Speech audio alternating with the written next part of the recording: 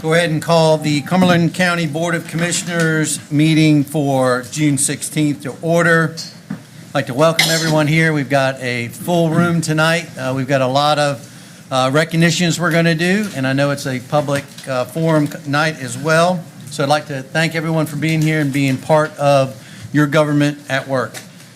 As we get started, I'd like to ask Commissioner Faircloth to bring us the invocation and pledge of allegiance. Let's stand as we honor God and country, please. Heavenly Father, once again we come into your presence humbly and appreciatively representing those citizens of our county. We ask that decisions that we make be acceptable in your sight and in the sight of those citizens. In your name we pray. Amen. Please join me in the Pledge of Allegiance. I pledge allegiance to the flag of the United States of America and to the republic for which it stands, one nation, under God, indivisible, with liberty and justice for all. Thank you.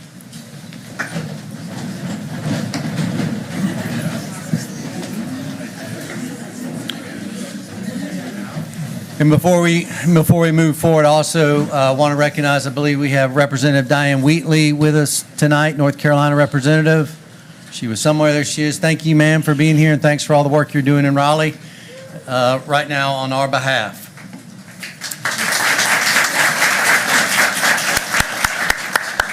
I don't see any other elected officials, or I'm going to get in trouble. I'm sure one of them will text me if I do. At this time, we'll go ahead and move to recognitions. The first group of recognitions we would like to look at or honor tonight is the Governor's Volunteer Service Award recipients. So I'm going to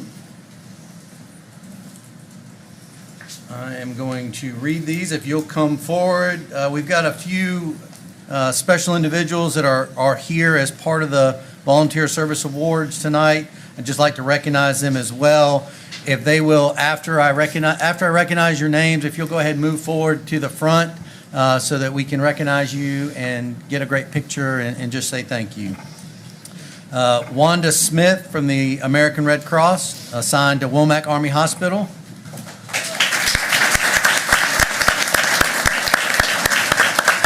And she has several guests that I want to highlight as well. Colonel Stephanie Mont, Commander, Womack Army Medical Center.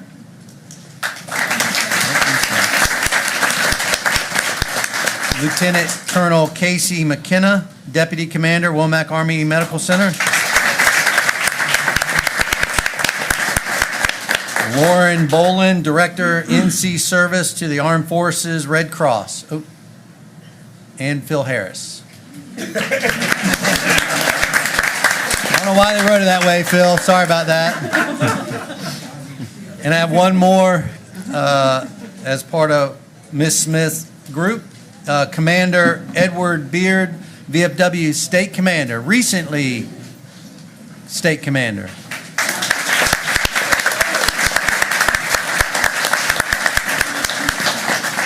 And then we'd like to I'm going to let them, if I can let Miss Smith's guests go ahead and sit back down, and then I'm going to recognize we got certificate. Okay. Well, I'm going to have Miss Smith stay up. And if I can ask Commissioner Faircloth to join the recipients at the podium, he can hand out the certificates. I'd like to go ahead and announce the recipients. Mr. Steve Blanchard from the United Way of Cumberland County. Rhonda Bright from Rhonda's Rainbow Family of Dance.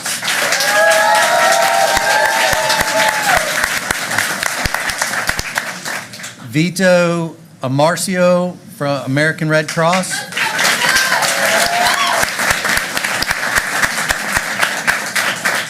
Chris Brooks from American Red Cross.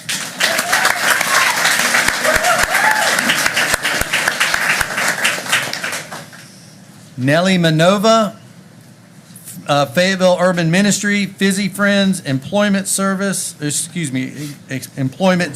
in United Way of Cumberland County.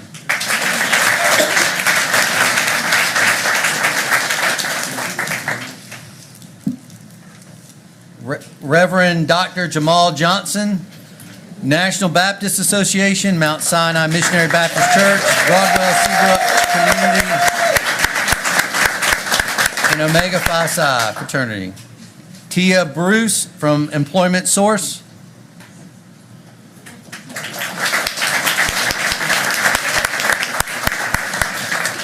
Margaret Grantonic from American Red Cross.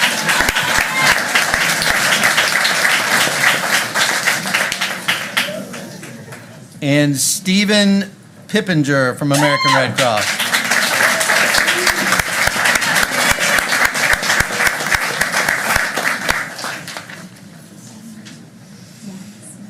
I got Wanda was the first one. Ms. Smith, you're still up there, right? Yep, I see you. I see you. All right, Commissioner Fairclough, if you want to hand those out or say a couple words and then get your picture. Well, you can tell a lot about people by what they celebrate, and we celebrate some folks here tonight, and we didn't rehearse this, so I'm just going to ask you when I call your name to just step right over here and let me hand you your certificate and a pen from the county, please. Vito Amoroso? That's you? Okay. I guess we're behind the podium, so. You want to step forward? Okay. Steve Blanchard, who I know very well for many years. How you doing?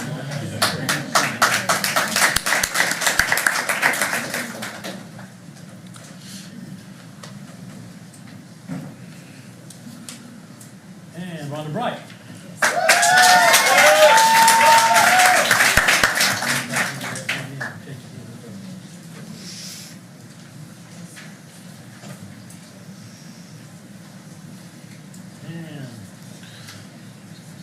Chris Brooks.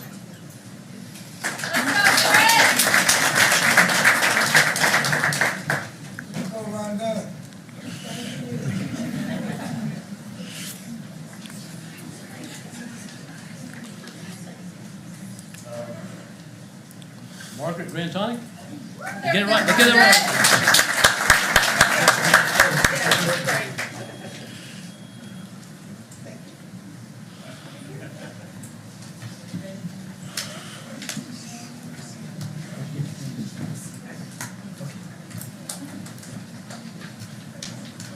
You know, these are pretty nice certificates, really.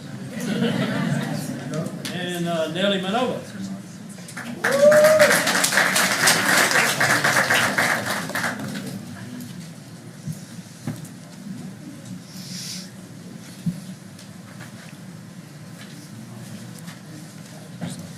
And Dr.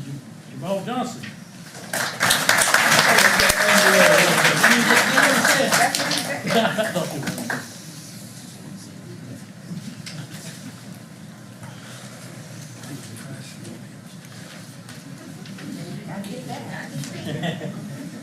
Stephen Peppinger.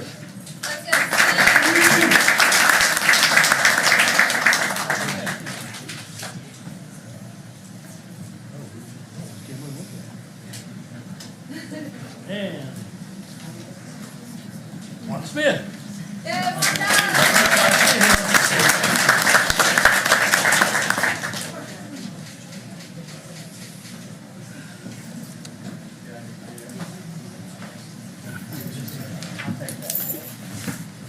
Freya Bruce. I'll be happy.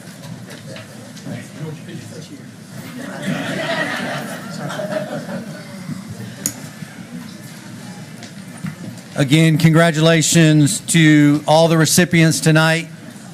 It goes to show that our community truly is about giving back to a community, volunteering your time when it's recognized by the governor of our state. So to each and every one of you, thank you for all you do for our community and all you do for our state. Thank you.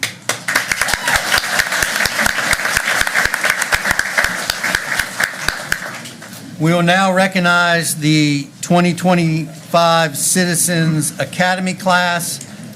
Previously, the members of the class have already received their, I'm going to let everybody give a second to let everybody kind of filter around in here. It's okay. Y'all take your time. We'll stand at ease for a second. See, I knew I'd get one of the colonels to turn around.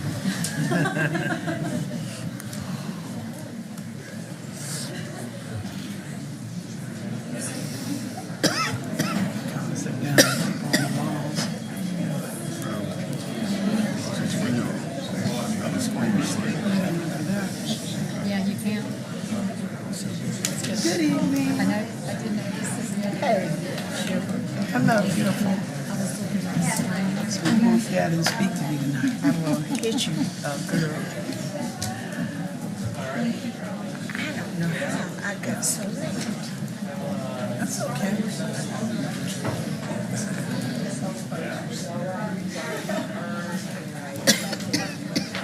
I had the time wrong. Thank you. You're welcome.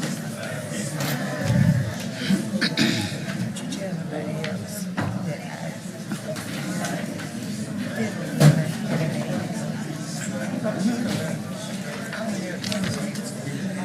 I said they come out and have a food, that's why. You're very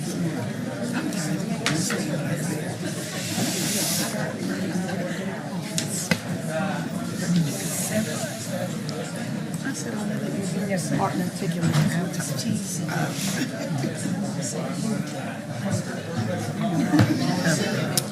Thank you again for you all coming out. At this time, if we can get order, if we can.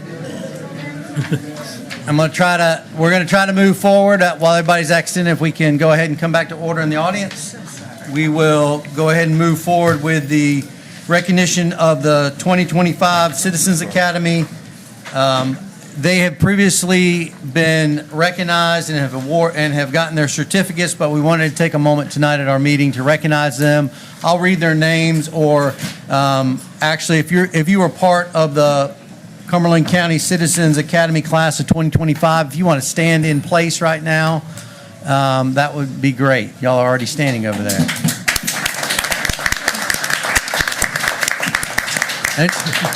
Just want to take a moment to recognize the 2025 Citizens Academy graduates who are with us tonight. Thank you for your commitment to learning more about government, county government. This academy gives residents an inside look at how our departments operate and how services are delivered. This is our 13th class. We've been doing this for that long, since 2012. The program continues to provide a meaningful way to connect citizens with county leadership and strengthen civic engagement. We encourage all graduates to stay involved, consider applying for one of our boards or committees, and help shape the future of Cumberland County.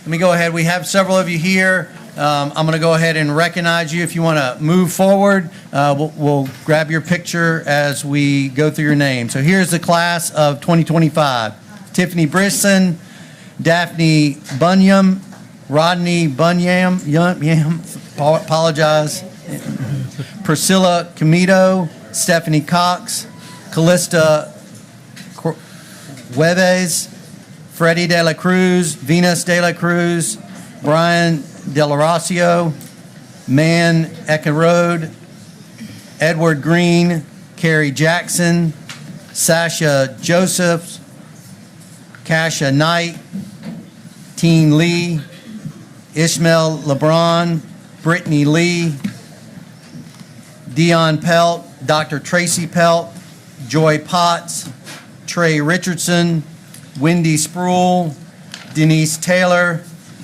Kimberly Thomas, Brandon Teague, Jerry Trong, Dr. Wayne Waterford, Tiffany Watson, Crystal Watts, and Latasha Williams.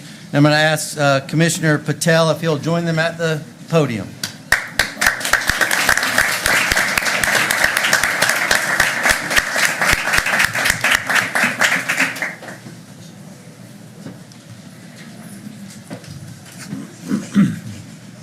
Again, congratulations to you all.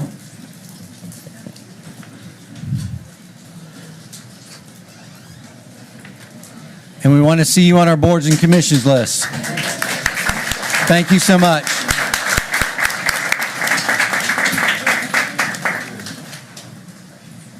Our next recognition is the Cumberland County Ignite Internship Program. I'm going to call on Dominique Hall to bring up the certificates, and I'm going to call on Vice Chairwoman Jones to read the names, and I'm going to ask Commissioner Adams if he'll join Dominique Hall, Ms. Hall at the podium. Thank you, Mr. Chairman. On May 30th, 2025, Cumberland County launched the fourth cohort of the Ignite internship program. The cohort consists of college students, undergraduates, and also graduate and high school students. The county received a total of 250 applications and ultimately hired and onboarded 27 interns. The following interns are placed in various county departments to complete their 10-week summer internship. So again, we say congratulations to the following names. If you could please stand and go towards the left and the right so that you could be up here to get your picture taken. Jackson Bryant in Community Development. And then also Amani, if you are here today. Amani Dejez Johnson from Community Development. Zane Sanders, Community Development. Olivia Hill, Employee Wellness. Angela Martinez, Engineering. Christian Dwight, Human Resources.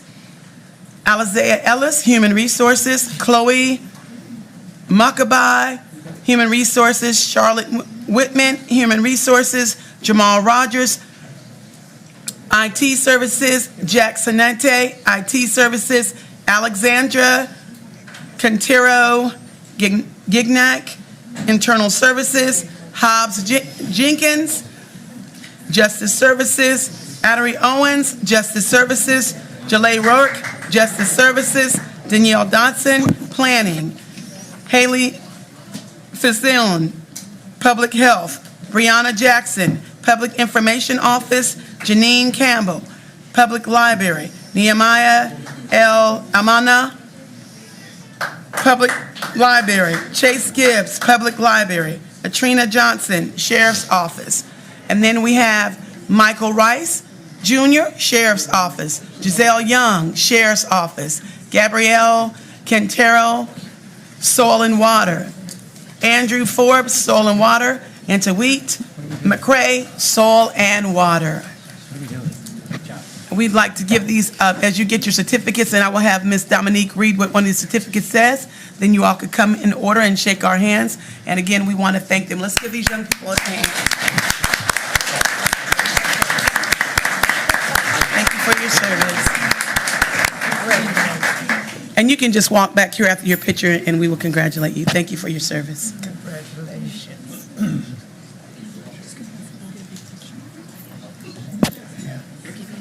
Yes, sir. Commissioner Adams is getting an individual picture. Oh. Is that one? You're right. And you all could come back here as you finish, and then we can get a group picture, we can shake your hand.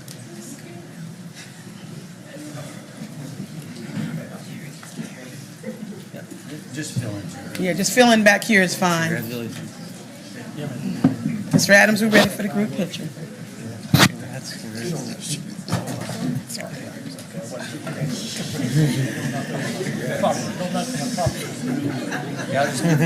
You can just keep filling in.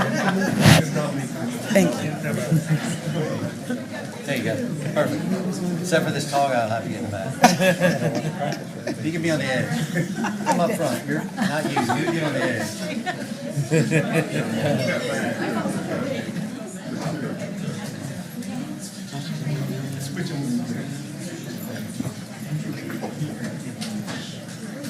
Miss Hall, you're going to have to get them organized.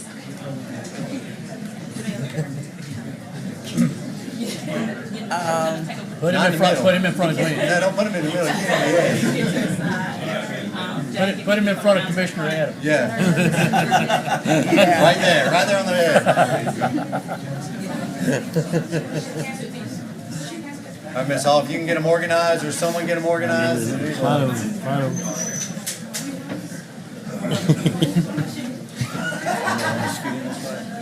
Oh, no, you're all right. Act like you've done this before, Commissioner.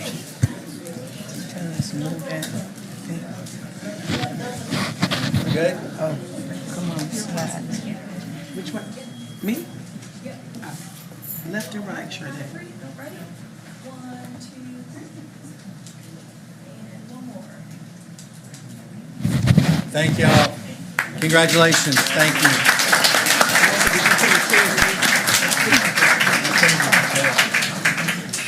I changed my answer. Thank you.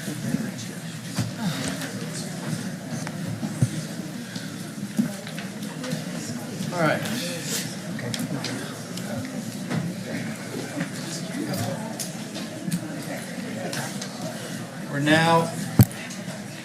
We are now going to move to the open public comment period. Excuse me, we're going to move to the public comment period. I'll call on the county manager to read the public comment policy. The public comment policy procedures as follows. The public comment period shall last no more than 15 minutes. Time may be extended at the discretion of the board. Each speaker will have a maximum of 3 minutes and to make remarks until the 15-minute limit is attained. No time may be allotted to the speaker by another speaker. Speakers will be acknowledged by the board in the order in which their names appear upon the sign-up sheet. Speakers will address the board from the lantern and begin their remarks by stating their name and address. Public comment is not intended to require the board to answer any impromptu questions. Speakers will not discuss matters regarding the candidacy of persons seeking public office. Speakers will be courteous in their language and presentation. Personal attacks will not be tolerated. Written comments and/or supporting documents may be left with the clerk to the board. Thank you, County Manager. We'll go ahead now and open the public comment period. And Madam Clerk, do we have any speakers tonight? We have 8 speakers. All right. If you'll go ahead and call, we'll go ahead and give each speaker their full 3 minutes, and we will entertain the first speaker, Madam Clerk. Dr. Hank Parfit.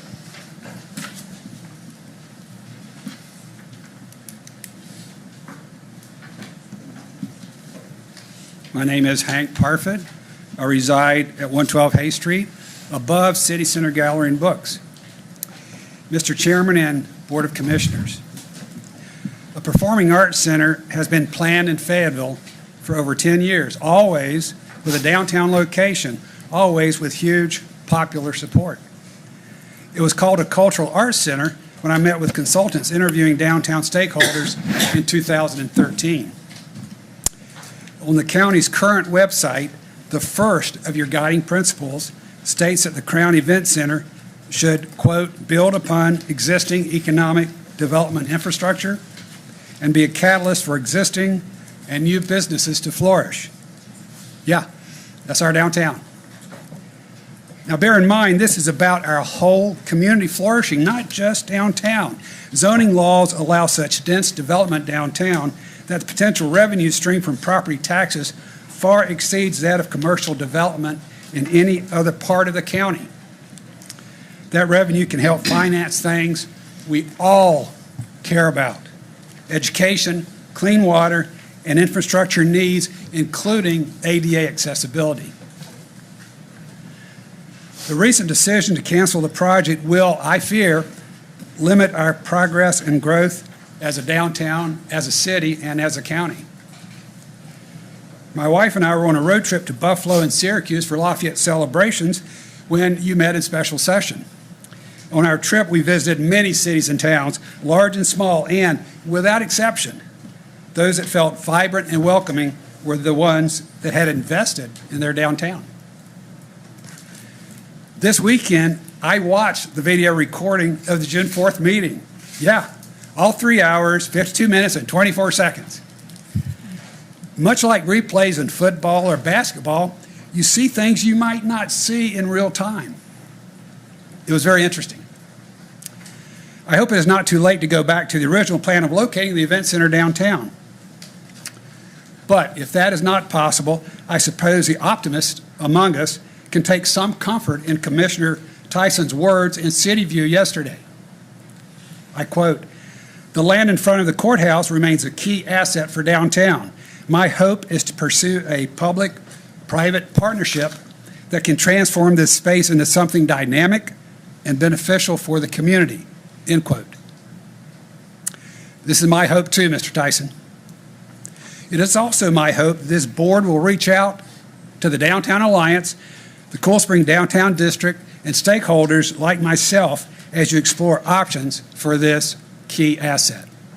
Thank you, ladies and gentlemen. Thank you, Mr. Parfit. Dr. Parfit. Madam Clerk, will you call the next speaker? Elaine Kelly.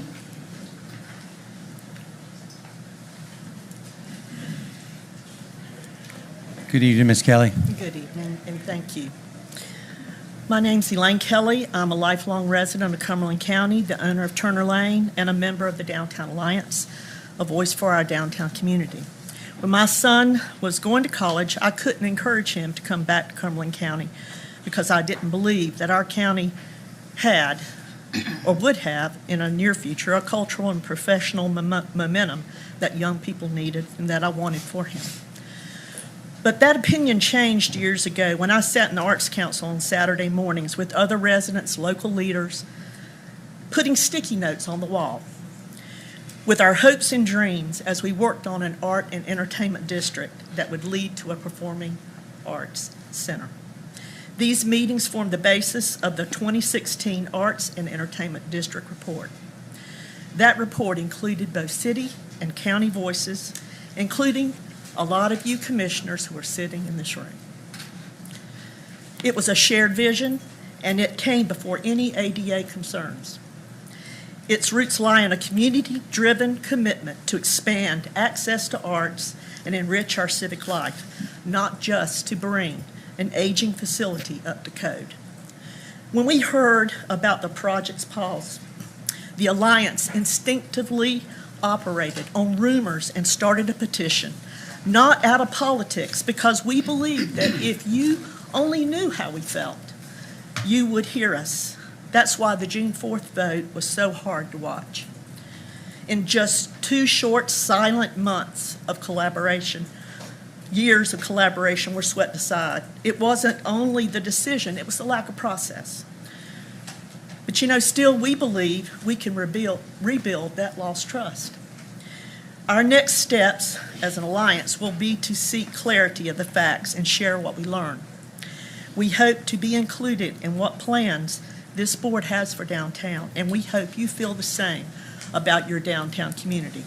We ask for open communication moving forward. Our message to both city and county is the same: help us shape a future cultural hub for our community. Downtown is the heartbeat of any city. It's where identity is shaped, culture is shared, and communities come alive. When people arrive, whether investors, visitors, or families, they judge a place by its downtown. That's why investment in the city's core isn't just for a few downtown businesses. It is for our county's future and our region. Thank you so much for this opportunity to be heard. Thank you, Ms. Kelly. Madam Clerk, will you call the next speaker? Molly Arnold.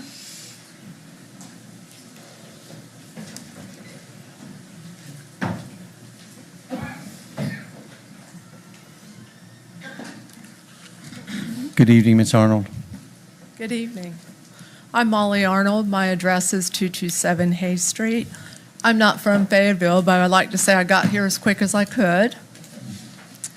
And for the last 28 years or so, I have spent more time, energy, and money downtown than I like to look back on. So thank you for having me take some of your time to speak about the less of any positive impact by choosing to renovate the existing Crown rather than building a new Crown downtown.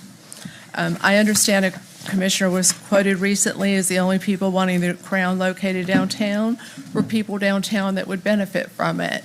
Thus, I brought you a petition with about 400 names that I gathered solely at Rude Awakening. Other downtown businesses equally gathered names of people. When you look at those, you will see, hopefully, zip codes that encompass this whole county, not just downtown people.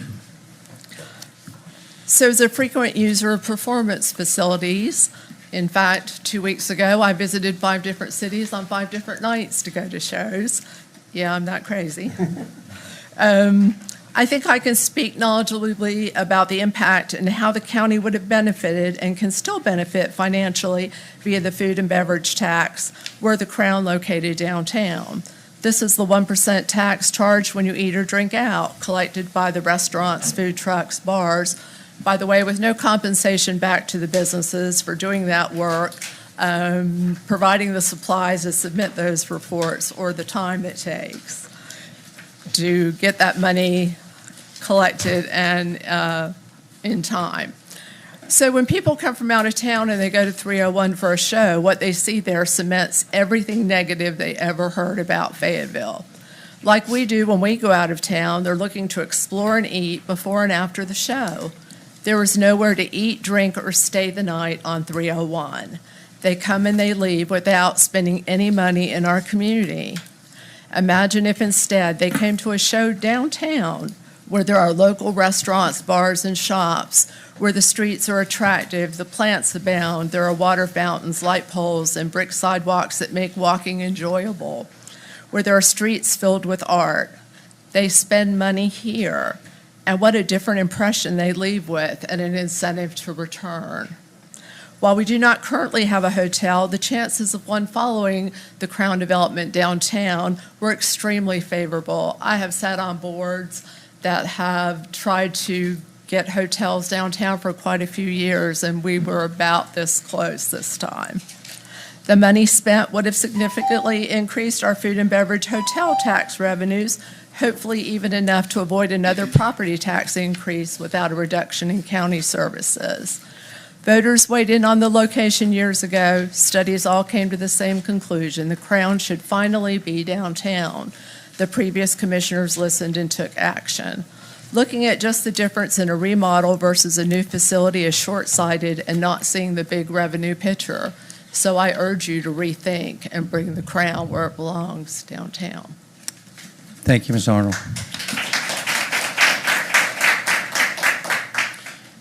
Madam Clerk, please call the next speaker. Lee Ward.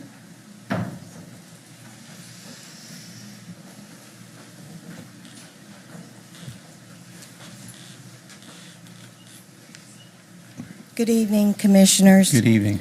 My name is Lee Ward. My address is 1310 Goodview Avenue. And I serve on the Cumberland County Animal Services Advisory Board.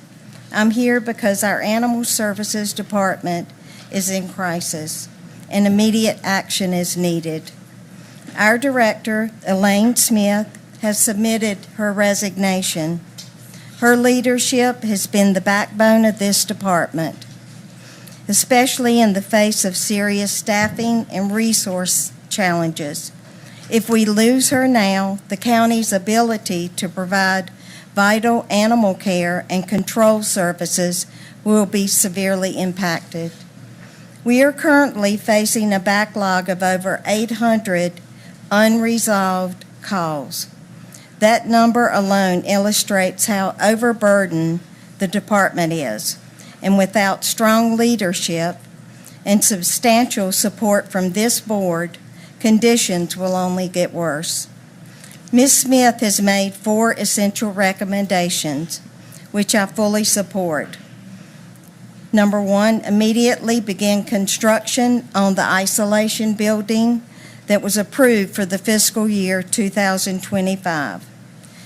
2, increase manpower and enforcement support, including forming a joint task force with law enforcement. 3, address the pay disparity between animal services officers and code enforcement officers. ASOs currently earn about $4,200 less per year, despite facing more dangerous and demanding conditions. 4, hire full-time customer service staff to improve public responsiveness and support field operations. In addition, I propose a county-funded public education campaign on responsible pet ownership. This would reduce preventable issues and lessen, hopefully, the strain on the system. Cumberland County is growing. Our population increases, so does the demand for animal care and control. The needs are clear. The solutions are on the table. Now is the time to act. Please help us retain Ms. Smith, support her recommendations, and ensure our animal services team has the tools they need to protect both the community and animals of Cumberland County. Thank you for your time. Thank you, ma'am. Madam Clerk, if you'll call the next speaker. Carmela McKellar.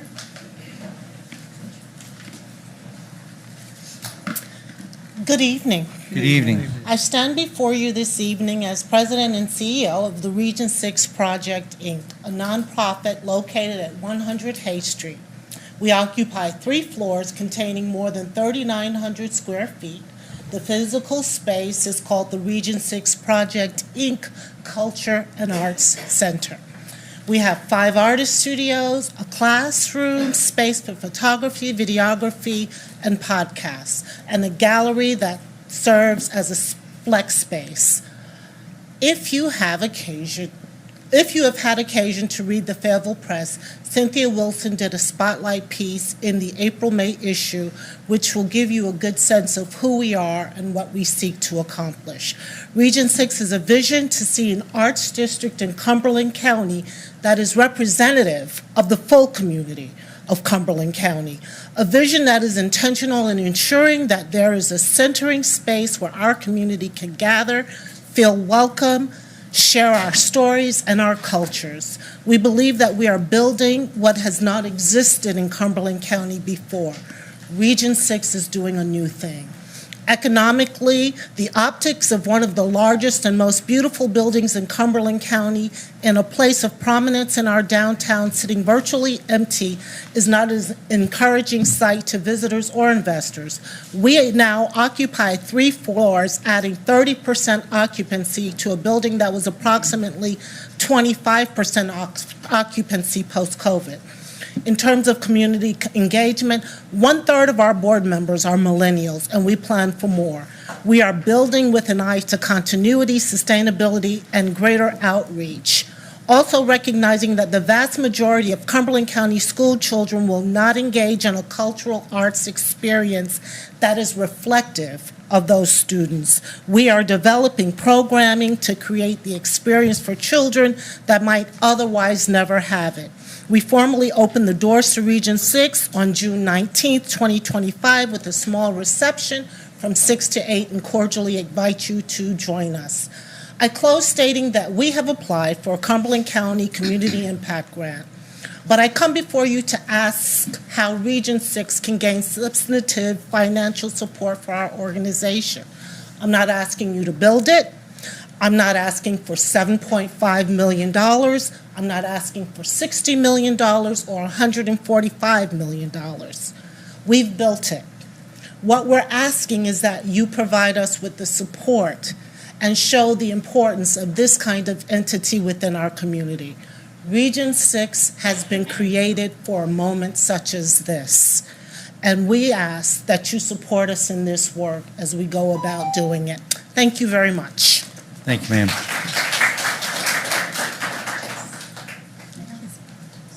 Madam Clerk, will you call the next speaker? Sandy Reeves.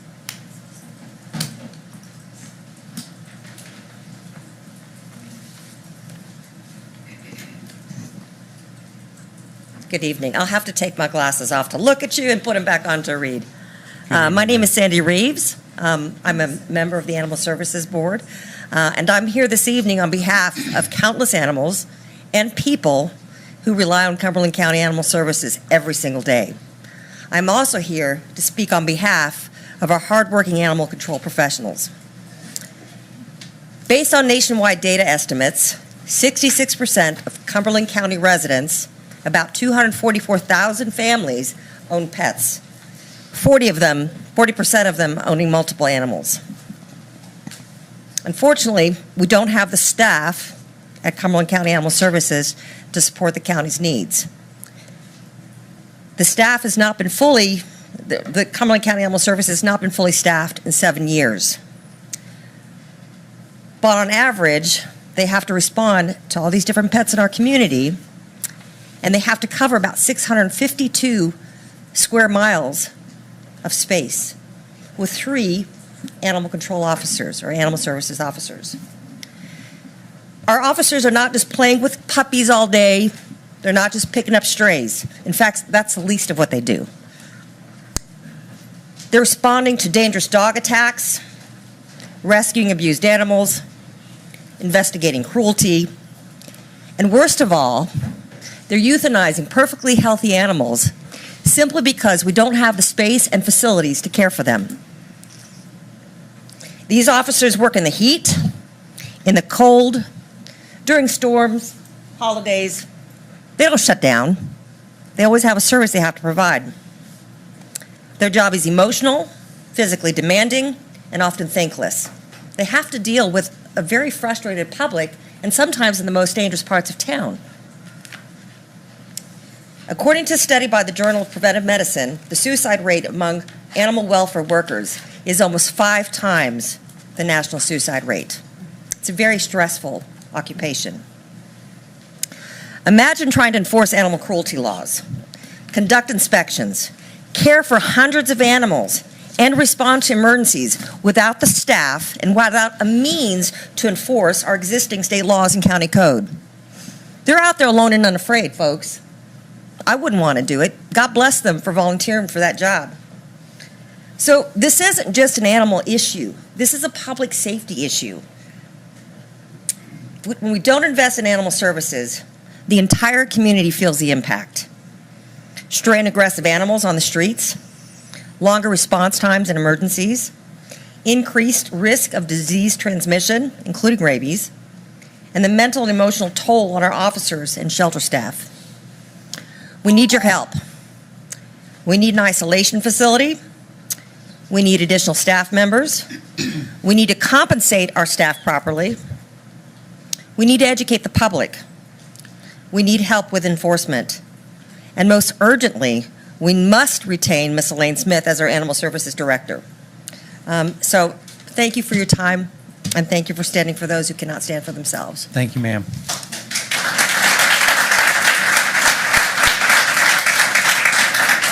Madam Clerk, please call the next speaker. Charlotte Davis.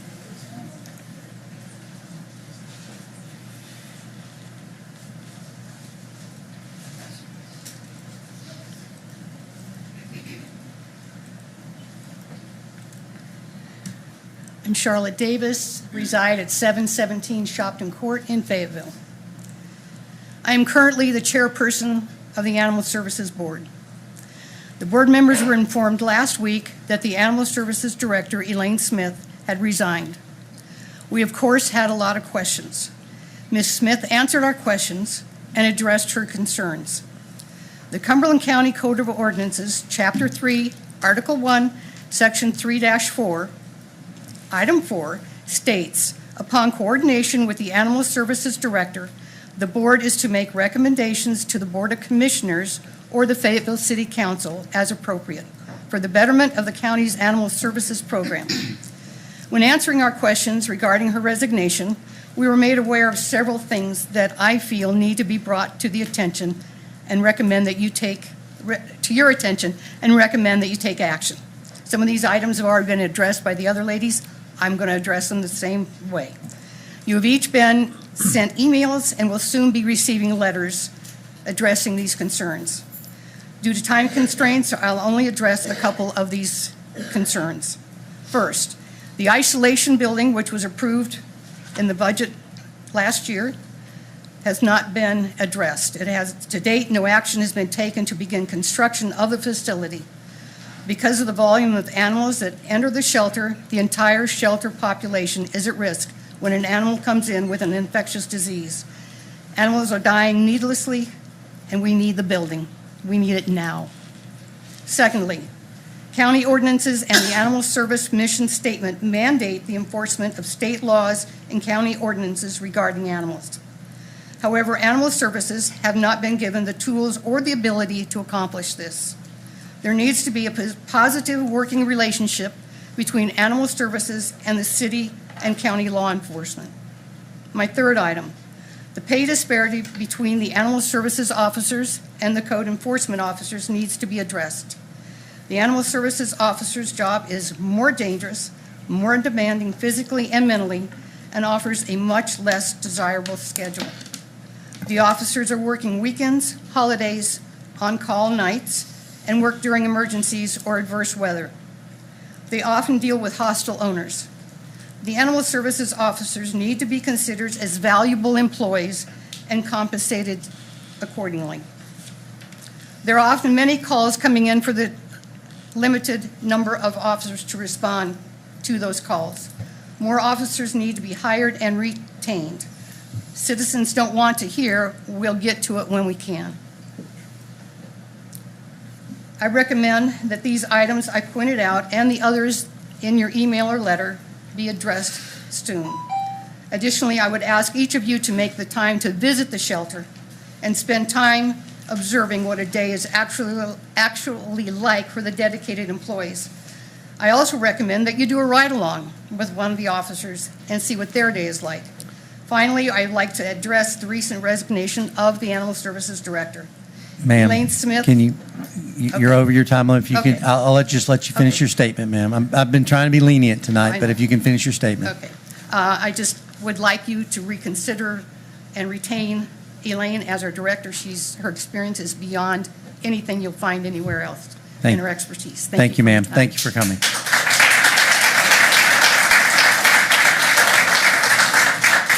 Madam Clerk, will you call the next speaker? Chaleco Hurst.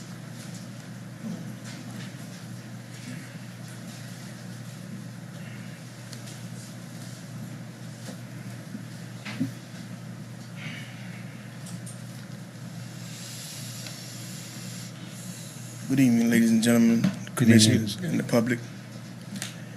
I come before you to first, again, thank you for interceding on this city's behalf of addressing the need of the plight of the homeless due to irregular things that was irregular with the previous captain of the Salvation Army. And what I'm asking you, as you've seen, is the weather stipulates fast action on this issue because we have an increasement of individuals that are been homeless, almost 40 days now? Give or go. And I don't know what's in your budget for the county commissioners.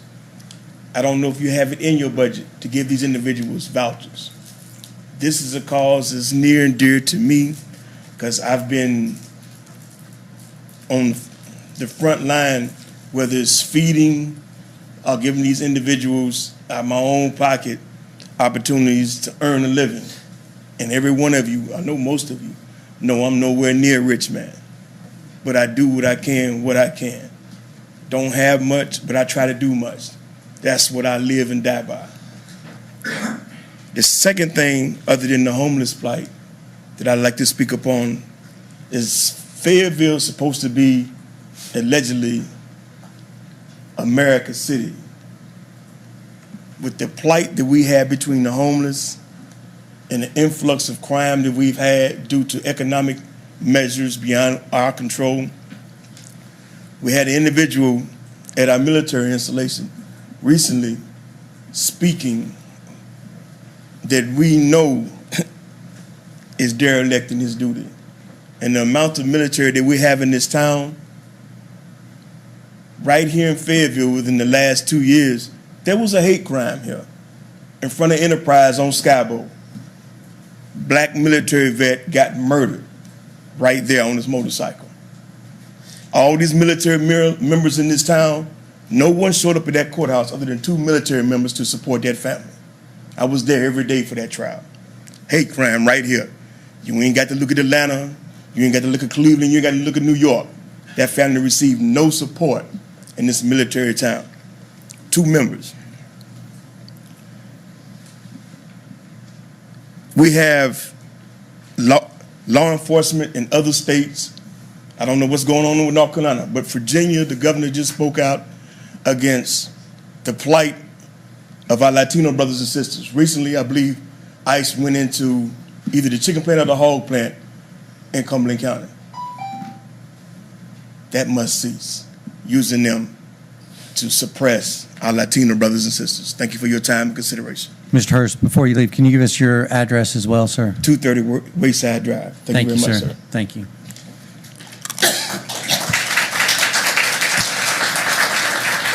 Madam Clerk, will you call the next speaker? There are no more speakers. All right. At this time, we'll go ahead and close the public comment period. And we will move forward to item 1, approval of the agenda. County Manager Greer, any changes for the agenda? Yes, Chairman Deviere, there are changes to the agenda. First, consider item 2K, approval of contract for employee child care center operator will be moved to an item of business, and it would be item 4B. Additionally, item 2N, approval of the budget ordinance amendments for the June 16, 2025 Board of Commissioners agenda.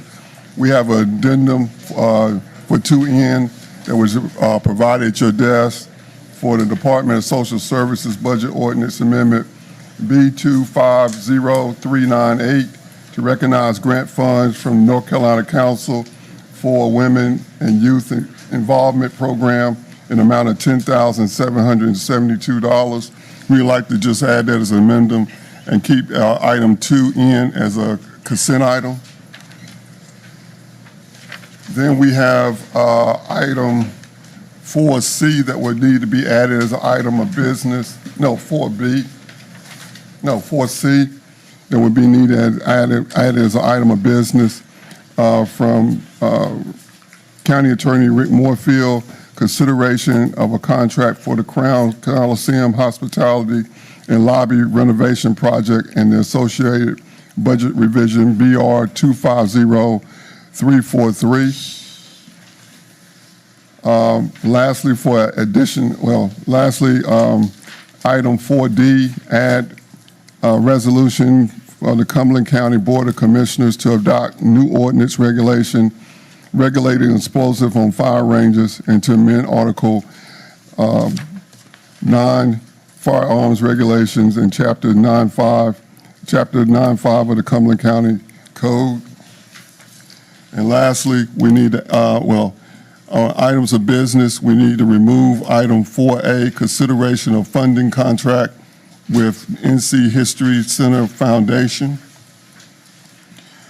And then we need to add a closed session under GS 143-318-11A, paragraph 6. Those are all the changes to the agenda, Chairman. Paragraph 6 is for personnel.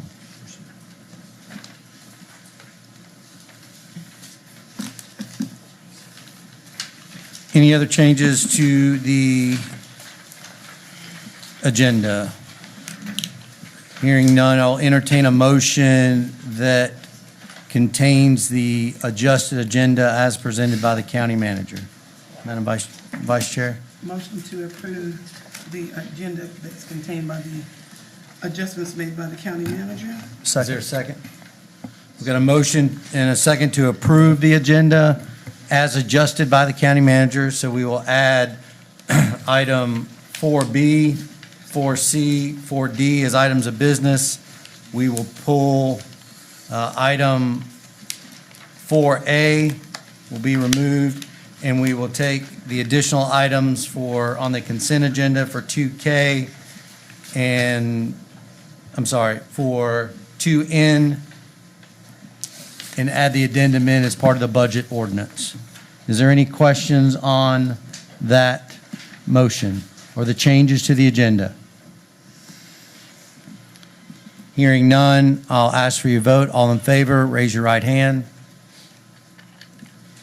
Voting in favor, Commissioner Tyson, Commissioner Council, Vice Chairwoman Jones, Chairman Deviere, Commissioner Patel, and Commissioner Adams. Voting in opposition, Commissioner Faircloth. We'll go ahead and move forward to the consent agenda. Commissioners, are there any items to be removed from the consent agenda? Hearing none, I will entertain a motion to approve the consent agenda. Madam Vice Chair, Yes, motion to approve the consent agenda. is there a second? Second. Got a motion to approve the consent agenda as presented and modified. It's been properly seconded. Are there any questions or discussion on the consent agenda? Hearing none, I'll ask for your vote. All in favor, raise your right hand. Unanimous. We'll go ahead and move to item 3. Public hearings. I will call on the county manager. County manager, I know I'm glad to read the board rules if they want to post them, unless you want to go ahead and read the rules and procedures for public hearings. I got it. Arguments by the proponents and opponents should be limited to a maximum of 10 minutes per each side. If there's no group representative, each speaker shall be allotted a maximum of 3 minutes until the 10-minute time period is attained. Rebuttals will only be permitted at the discretion of the chairman, with a maximum of 1 3-minute presentation by each side. And tonight we have 4 public hearings. Rawls Howard, Director of Planning and Inspection, will present each one. We'll go ahead and move forward with rezoning case. Item A, case ZON 250008. Good evening, Commissioners. Good evening. All right, so as stated, the first case that we're going to hear tonight is case ZON 25-0008. You can see the case by the location map is highlighted. It's just south of Fayetteville, as you can see. Let me see if I can. All right, I am pushing the button.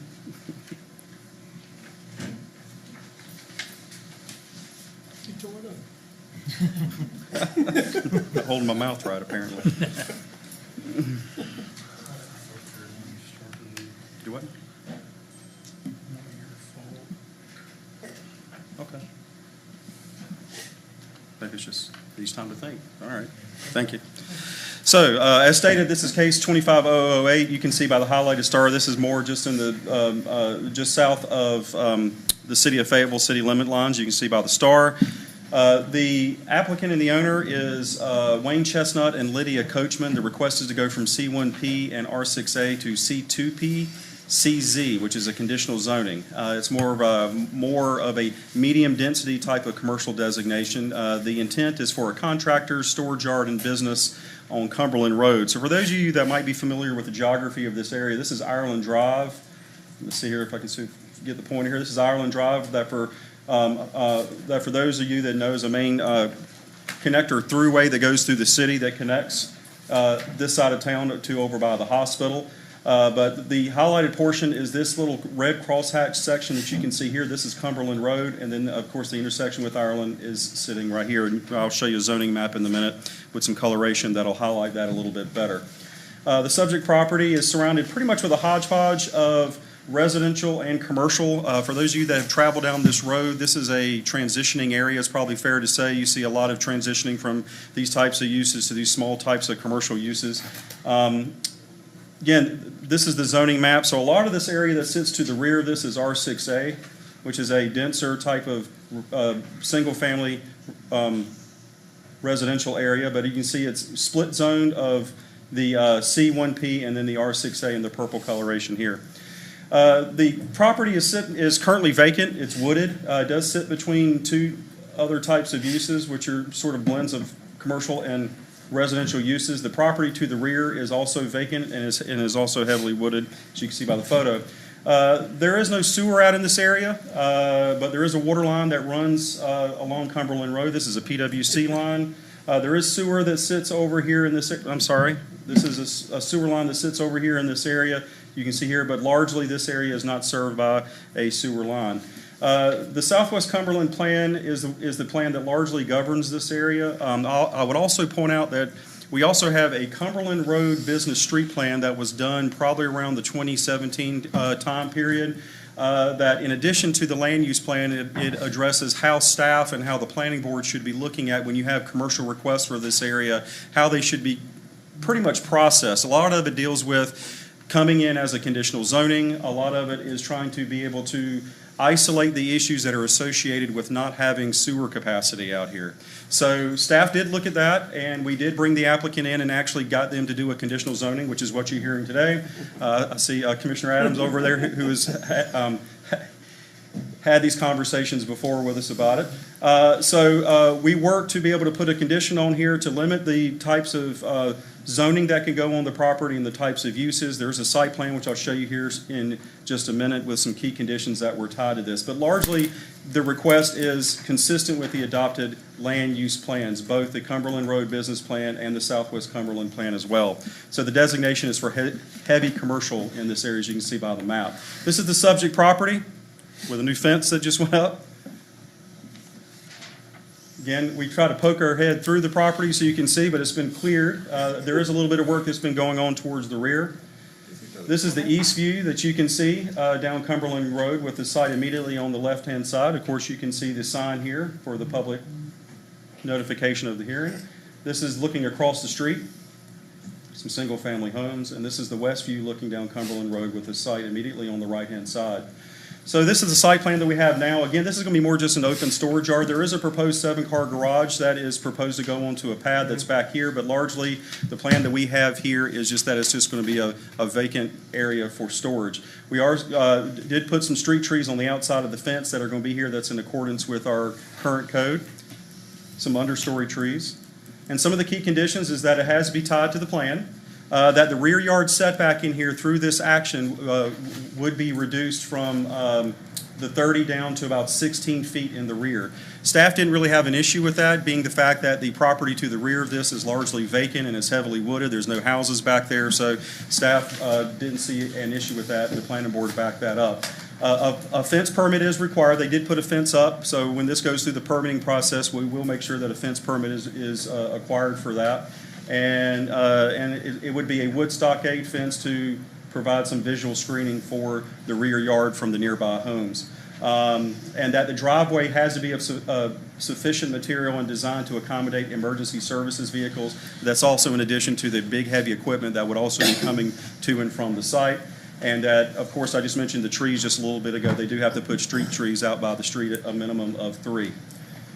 So staff does recommend approval of the request. We did work pretty diligently with the applicant on this, and when we went to the planning board last month, they supported that request by a 7-0 vote. So I'll answer any questions if you have any.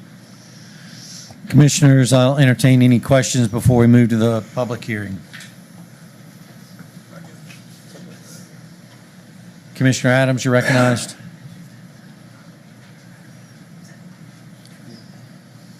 Can I ask you, Yes, sir. You talked about the pad in the back being able to have vehicles. So even though this is conditional zoning, have we talked about not having vehicles back there? Because if it turns into a junkyard, have we talked about that, the pad in the back? Well, the pad in the back is actually a foundation for a garage where they're going to be storing cars within the building and doing things within the building. So they're going to build a garage? Correct. Okay, that's okay. Yeah. Thank you, Mr. Chairman. Commissioners, any other questions or comments before we move to the public hearing? Hearing none. At this time, I will go ahead and open the public hearing and ask, Madam Clerk, are there any speakers? We have no speakers. Go ahead and close the public hearing.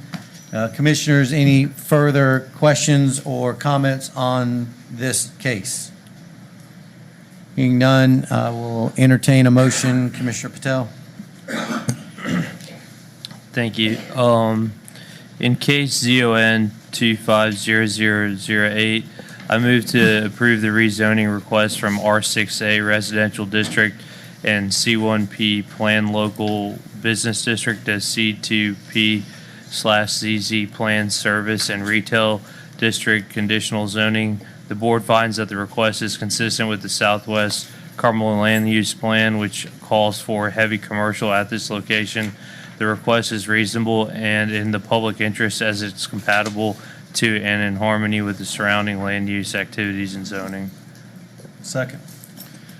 We have a motion on the floor that's been properly seconded to approve the rezoning request that was recommended by staff and the planning board. Are there any discussion or questions on the motion? Hearing none, I will ask for your vote on this motion to approve this rezoning request. All in favor, raise your right hand. Unanimous.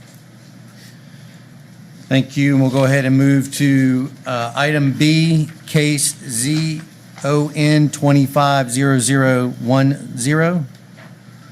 Mr. Howard? Thank you very much. So as you stated, this is case ZON 25-0010. This area sits just to pretty much in the central part of the county, as you can see highlighted by the star, just east of Fayetteville and east of the Cape Fear River. The applicant and the owner is Gallberry Run Land and Development LLC and Nicholas Harrell. The request is to go from A1 agricultural to R40 residential. That's our larger single-family zoning district. The intent is just to put some single-family homes on the site for just a little over 16 and a half acres. The site itself, as you can see, this is I-95, and we'll have some more detailed maps here in just a little bit, but you can see this is I-95. This is the Eastover town limit. Rock Hill Road sits here, and then there's a road of Rocky River Road sits just to the south, so it sits at the intersection of these two roads. You can see that it has largely R30 and RR already surrounding in this area. It's sort of a hodgepodge of different types of densities, but it's certainly a transitioning area. As I stated before, that there's a lot of vacant land and single-family homes that are around here, as you can see, with the yellow coloration. And I think this zoning map, when it's cut, when it shows the colors, kind of highlights the contrast a little bit better. So you have R30 that sits just to the south, which is a more denser zoning designation. You have RR, which is 20,000 square foot, sizes of lots that sit just to the south. And then you have sort of just sandwiched in between, you have A1, which is 2-acre minimum lot sizes. The property is currently vacant and heavily wooded. There is water out here. There's no available sewer line. There's sewer across I-95 over here in this area, but for the most part, anything that would be built on here would have to go through the process of getting a well and septic permit. No, not well, septic permit. Apologies on that. So this is part of the Eastover area land use plan, which calls for rural density residential. When you look at some of the goals and the objectives that we try to be able to meet with this type of designation is to provide a full range of housing types. Staff thought that since you have A1, R30, and you have these general sort of mixes of different types of densities out there, it certainly met that.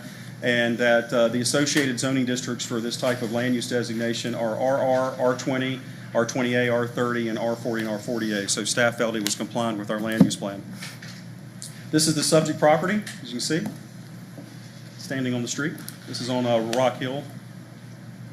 Just looking south on Rock Hill, you can see the sign for the public notification here. This is the property in question immediately on the left-hand side. This is looking across the street, another heavily wooded area.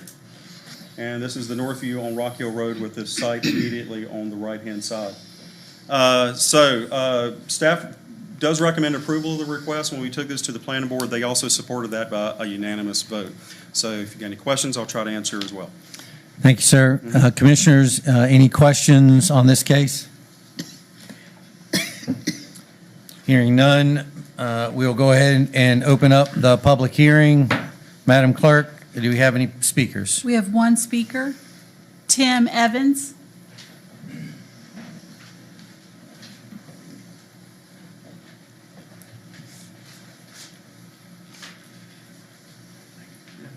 Good evening, Chair, Commissioners, and staff. My name is Tim Evans. I reside at 3187 Gainey Road. This piece is special to the family that we bought it from. It is a dead-end road. We will not access Rock Hill Road for these lots. And the two daughters made me aware that Mac Williams, the late Mac Williams, will be watching over this thing. So I know he's listening tonight. So my two partners are with me. And this is a very, very special piece of land. It's on a gorgeous road in Eastover, so our intent is to buffer these lots. They're all over an acre. They are on water. We have had Mike Aker, the soil scientist with Southeastern, to check it, and we would just like your blessings on this piece. And we do things a little different than most developments. As our planning director can tell you, when we went in, we didn't ask for R20 or R30. We come out of the gate with R40. That was our intent from day one. So we like to do things a little different. Thank you so much. Thank you, sir. Madam Clerk, any other speakers? There are no more speakers. We'll go ahead and close the public hearing. Commissioners, any additional questions or comments? Hearing none, I'll entertain a motion. Commissioner Patel, you're recognized. Thank you.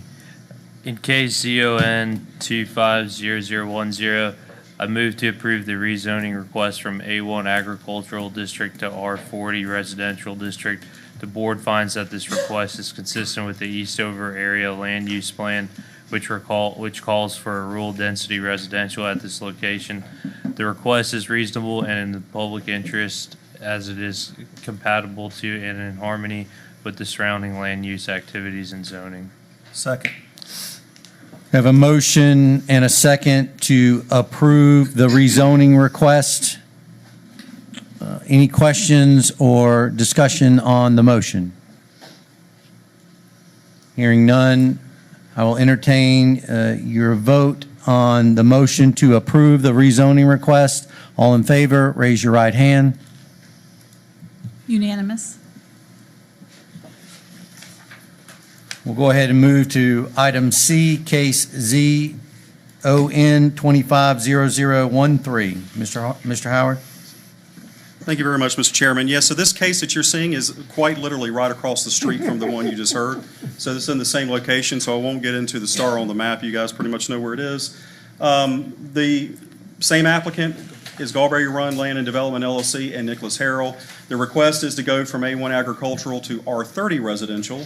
For this piece of property that you see, we just heard, let's see if I can get the arrow. We just heard this one here. This is literally on the other side of I-95 off of Huckleberry Road, and there's a road here I'll show you in just a minute of White Plains Drive here, but it sits right here on the intersection of that for 3.45 acres.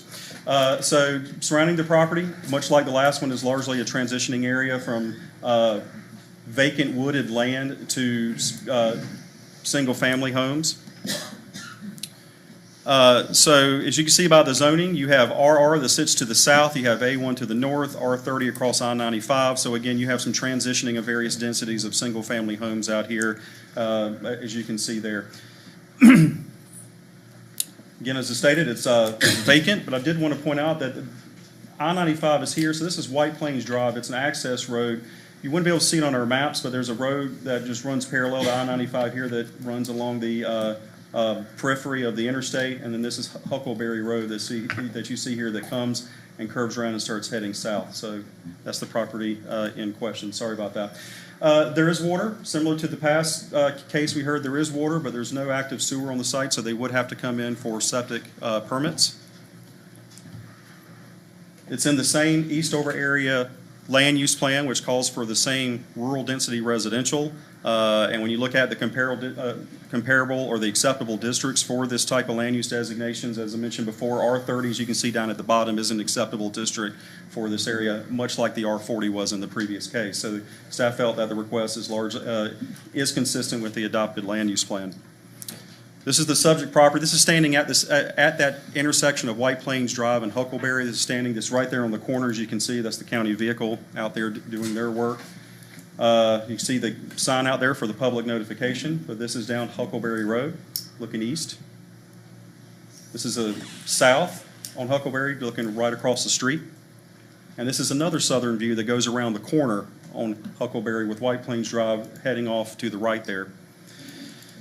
So staff does recommend approval of the request. The planning board supported that recommendation last month by a 7-0 vote. So if you have any questions, I'll try to answer what I can.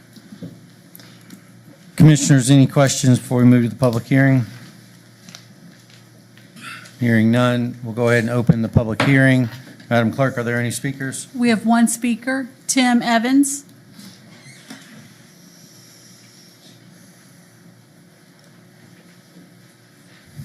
Chair, Commissioners, staff, this piece was cut from the subject property when 95 bypassed Cumberland County in the early 70s. It's a very odd piece. We will go there with a good product, but if you look above it and below it, both of those above it is manufactured homes, and the RR below it are stick-built homes. Everything we do is stick-built. We will go there with a good product, nothing like across 95 on the other piece. It is a strange piece of property, but the two sisters said, "You will take that if you buy that." We said, "Yes, ma'am." So that's why we got the little piece across the road. So it's not as desirable, but we will build a good product there, but as he said, it's right on top of 95, and then you have what appears to be a service lane that runs down beside it. So my surveyor has his work cut out on that one. I'll answer any questions if you have any questions. Thank you. We'll go ahead. Any other speakers, Madam There are Clerk? no other speakers. We'll go ahead and close the public hearing.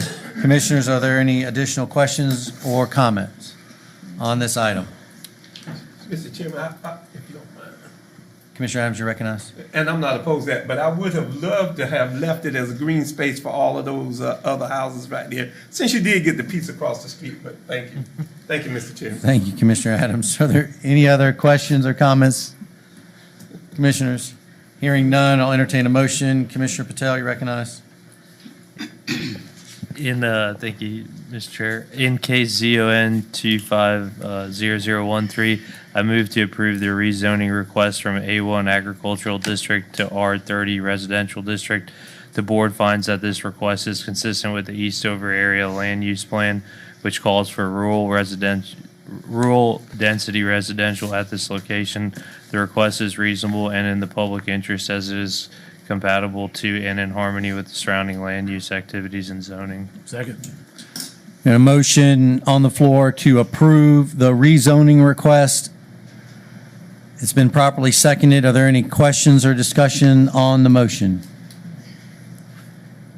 Hearing none, I'll entertain your vote on the motion to approve the rezoning request. All in favor, raise your right hand. Unanimous. We'll go ahead and move to item D, case ZON 250016. Mr. Howard?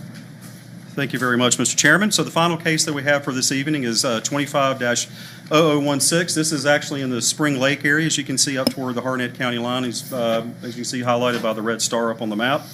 The applicant and owner is a Gregory Spears and Gabriel Sital. I hope I'm pronouncing that correctly. The request is to go from R10 residential and RR rural residential to CP plan commercial. CP is our heaviest commercial designation that we have in our code. The intent is to put a retail commercial center on this in this area, which I'll go over here in just a minute, for just about 4.3 acres. So it's highlighted. For those of you that know Lillington Highway, this is Manchester Road. Excuse me. You see that this is the intersection that sits here. It's these parcels that you see highlighted in question. So it would basically be taking those, aggregating them, putting them under one zoning, and then building a commercial center on the property. Hodgepodge of stuff going out here on the highway. You do have some single family. You have a borrow pit that's is not really a borrow pit anymore. It's more or less a lake that sits here to the rear, but you do have some commercial and some single family, and you have a church that sits right at the intersection of Manchester Road. So the coloration of the map, you can see a little bit more starkly. You have C1P, which is our light designation. You have C2P as our medium commercial designation. And then you have, so just a mix of different types of residential and commercial, but it's certainly a transitioning area, and it sits on a very heavily traveled highway. So commercial out here pretty much is called for out of our plans. This, as you can see, is there's two structures on the property now. The third property here to the south is vacant. You can see the borrow pit that sits here to the to the rear, or the vacated borrow pit that sits here to the rear. This is a small engine repair shop that sits at the corner of Manchester Road, and then some various other commercial enterprises that sit out there. There's a water line, but there's no sewer out here, so any type of commercial activity would have to be somewhat light, or there would have to be a sewer pulled from Spring Lake out to this area. But there's a water line that sits out here, so they would have the ability to be able to tie into water. The Spring Lake area plan, I sort of just want to go over this and I hope I'm clear, the map itself is not consistent, but when you look at the Spring Lake Plan policies, it does say that when you're putting commercial next to fringes of like some residential areas, and especially along 210 where you have some medium and high density residential is called for, it does support it by the policies, but staff felt like that we wanted to make sure that by this action of the board, if you do approve it tonight, it would simply just be changing the map. So for that particular type of circumstance, we did feel like it was not consistent with the plan just by the map itself, but it did have policies in there that did support the action and did support the request. So this is the subject property. So you can see currently it's a single-family home. This is the south view looking along Lillington Highway with the property on the left-hand side. You can see vaguely the little public notification sign sitting right there next to the cars. This is the west view, which is looking right across the street. That's the small engine repair shop I was telling you about earlier. And this is the north view on Lillington Highway with the site immediately on the right-hand side with the sign in the front yard. Staff did recommend approval of the request. Planning board also supported that by a 7-0 vote when we took this to the meeting last month. So I will try to entertain any questions if you have it. And this would be a three-part recommendation vote if you do decide to approve it. That would change the map automatically. Commissioners, any questions on this case before we open the public hearing? Hearing none, we'll go ahead and open the public hearing. Madam Clerk, are there any speakers? There are no speakers. Go ahead and close the public hearing. Commissioners, any further questions or discussion on this case? Hearing none, I'll entertain a motion. Commissioner Patel, you're recognized. Thank you, Mr. Chair. In case ZON 250016, I move to approve the rezoning request from R10 Residential District and RR Rural Residential District to CP Planned Commercial District, and find that 1, approval is an amendment to the adopted current Spring Lake area land use plan, and that the Board of Commissioners should not require any additional request or application for amendment to said map for this request. 2, the subject properties are located at the intersection of 2 major arterial roadways with commercial zoning existing across the street and nearby. 3, the Spring Lake area land use plan policies support commercial zoning for smaller parcels along NC 210 and along fringes of residential areas. The board finds that the request is reasonable and in the public interest as it is compatible to and in harmony with the surrounding land use activities and zoning. Second. Got a motion on the floor to approve the rezoning request with 3 points. Has been properly seconded. Is there any discussion or questions on the motion? Hearing none, I will entertain your vote on the motion to approve the rezoning request as presented. All in favor, raise your right hand. Unanimous. Thank you, Commissioners. Thank you, Mr. Howard. We'll go ahead and move to item of business number 4. Item 4A has been removed. Item 2B, approval of contract for employee child care center operator. County Manager Greer, you're recognized. Yes, thank you, Chairman. Faith Phillips, Assistant County Manager, will present this item and discuss the selection of our new child care center operator. And I'll turn it over to Faith.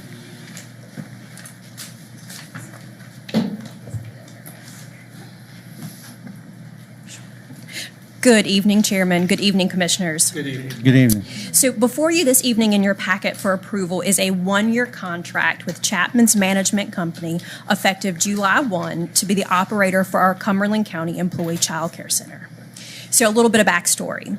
On May 2nd, 2025, an RFP for a new child care center operator was reissued for the Cumberland County Employee Child Care Center. When we sent this RFP out, it was emailed to every licensed child care provider in our county, as well as advertised by normal means when we do RFPs. 4 responses were received for this RFP. A panel of 7 management staff reviewed and scored the proposals according to the rubric presented within the RFP. This rubric looked at the ability to get an NCDCE 3 to 5-star license, knowledge of the county, the ability of and our values, the ability to provide care, and the knowledge and qualifications of the provider. Based on these scores, the top 3 respondents were invited to an in-person interview with the panel, which consisted of a brief presentation by the applicant and an open and question and answer session. Out of 100 possible points of scores, the 3 top scored proposals all were between 81 and 84, right there together.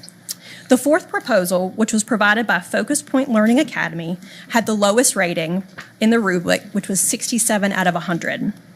One of the main issues for this lower rating was that the rate increase proposed for the children was almost double, if not more, of what folks were already paying. The 3 that were selected, Owls Academy, Rose Angel Academy, and Chapman's Management Company, were brought in for interviews conducted by the same panel members that reviewed the RFPs. As I mentioned, it was a brief opportunity for the possible vendor to present their skills, their qualifications, their experience, and then informal questions and answers based on the RFP. We had also looked at the NCDCE reports for existing centers prior to the interviews and asked questions of each person and each candidate in the interview of any things we found in the NCDE reports that made us had questions. So during scoring and the interviews, we emphasized, like I said, the rubric provided. Things included the ability of the provider to get and maintain a 3 to 5-star NCDCDEE license, the ability to accept child care subsidy from DSS, as well as our military child care aware subsidy. We also considered continuity of care for our children and our parents that are enrolled. We know that a transition of provider could be very disruptive for the students and their families, so we wanted to take that into consideration as well. So during the interview process, there were questions arose regarding statements by Rose Angel staff, particularly regarding the operation of a facility by a family member who was not authorized per NCDCDE to run a child care facility. Additionally, Rose Angel staff said during the interview and in the RFP that the pickup time for our center would be no later than 5:30 p.m. with a late pickup fee of $5 a minute. This, of course, was a concern with some staff who were scheduled until 5:30 or 6 or later. When we went through the interview with Owls Academy Childcare, there was concerns because there are currently no children enrolled in that child care facility. When we asked the provider from Owls, they stated that this was due to prepare for the RFP. There were 3 references that were provided by this provider in their packet, but upon further inspection, 2 of the references had the same name. Those are a few of the concerns we had with that provider. So after careful deliberation, we recommend Chapman's Management Company as the child care operator due to Chapman's scores and interview. And some of the things in the interview and in the proposal that stood out for us. One is that Chapman is in step 3 of 5 of the progress for national accreditation with the National Association for the Education of Young Children, which will equate to a possible 5-star NCDCDEE license. Chapman's has experience with the execution of federal, state, and local government contracts, and Chapman's had a plan for continuity of care, utilizing and wanting to retain any staff who are currently there and beloved by our families and our children to work in the facility, so it would have a continuity of care and less stress on the children. Let's see. During this process as well, I maintained communication with NCDCEE division staff and licensing, as well as the NCDCE attorney in the Attorney General's office, and that is a long acronym. During this process, we spoke about the different providers, and specifically, if we selected and moved forward with Chapman's, would there be any concern for a transfer of license? Anything that was in the NCDCE history of Chapman's that would be any concern? I have verification from the attorney in the AG's office from NCDCE that there were no concerns regarding a potential transfer of license from our current facility. Now, from my understanding, what does the transfer of license means? It means that our current provider and NCDCE are ready and willing to sit down, and it will be a more continuity of care and a quicker process to ensure that we do not have any issues with our facility and continue providing care. NCDCE is ready, if approved with Chapman's, to begin that transfer tomorrow. So with that, let's see where we're going. Oh, another thing with Chapman's Management Company, they are excited about the possibility of working closely with other agencies in the community, namely conversations with Fayetteville State University and their 5-star child care center there. The staff there are ready and willing to collaborate with us for training and resource sharing and staff as well. So a provision of the contract in your packet, just for your awareness, is that Mr. Chapman would achieve the national accreditation during the 1-year time period. So as I mentioned, NCDCE is ready to begin transfer of license with our new provider tomorrow, and then we would have an effective of July 1st for a transfer. And just for your awareness, our current provider, she submitted her 60-day notice of intent to terminate her contract May the 8th, so she will no longer be our provider as of July the 5th. So this would ensure that we have continuity of care. And I'll try to answer any questions you may have. Commissioners, questions? I will entertain a question from Commissioner Tyson. You're recognized. Thank you, Mr. Chairman. Ms. Phelps, thank you for that thorough briefing. And I'm going to ask you just kind of a candid question. Sure. So you're a mother. Yes. And you've reviewed kind of the information presented. Based on the information that you know about this provider, would you have any issue if we selected this provider placing your children in their care based upon what you know tonight? No, sir, I would not. Okay. Thank you, Mr. Chairman. Thank you, Commissioner Tyson. Vice Chairwoman Jones, you're recognized. Thank you, Mr. Chairman. I've received some information, not saying it's negative or positive. Again, I just am someone, as you know, I serve on the Social Service Board, and as we all want to keep children safe. Yes, ma'am. I don't have children myself, but that's my main goal, as I'm sure it is for everyone else's. And I know that the importance of reviewing all information. So I do appreciate the information that you have provided. And other information has came in regards to this. And as we know, this is a very imperative and important decision to make. And so being that I've received information in regards to all of the facilities and whatnot, and again, not saying negative or positive, but we know the importance of social services. We know the importance of all agencies. We work together as a village, and it would be due diligence, negligent on my part, out of fairness and even the other commissioners to not review information that just came in at 7:30. So I guess I'm just trying to find out or details from maybe the attorney or the county manager. With situations like that, I would like to discuss. I've gotten information basically that came in for all commissioners, but of course we're in the middle of the meeting, and so I think it's important and responsible to review all information before making decisions. I don't know if this is something, and again, you know, HIPAA and all that, to discuss in private. Do I need to discuss this, take a moment, and I guess I could say in closed session, due to the fact, like I said, as you stated, these are all reputable businesses, and all information needs to be discussed, and I don't really feel like openly that might, you know, be, again, no one's accusing anyone of anything, but with matters such as this, sensitive matters, and information, I want to make sure that all information is being reviewed. So I guess some guidance or direction. Do I need to call for closed session or just table this to give? And I know my other commissioners are very responsible too. We don't want to just rush through information that we just received, and some of them probably haven't even had an opportunity to look at the information. Mr. Attorney, Attorney Morfield. I haven't seen the information either at this point. And that's why I'm stating, I think I recently, like I said, received it. Do I need to send it to the attorney? And that's what I'm saying. I want the commissioners to be able to look at it as well. So, Mr. Attorney, I think the question is, to move forward, is this an item that, based on the information that we can discuss in closed session, or we can table the motion? If we table the motion, I need to understand how long we have until we need to have this approved.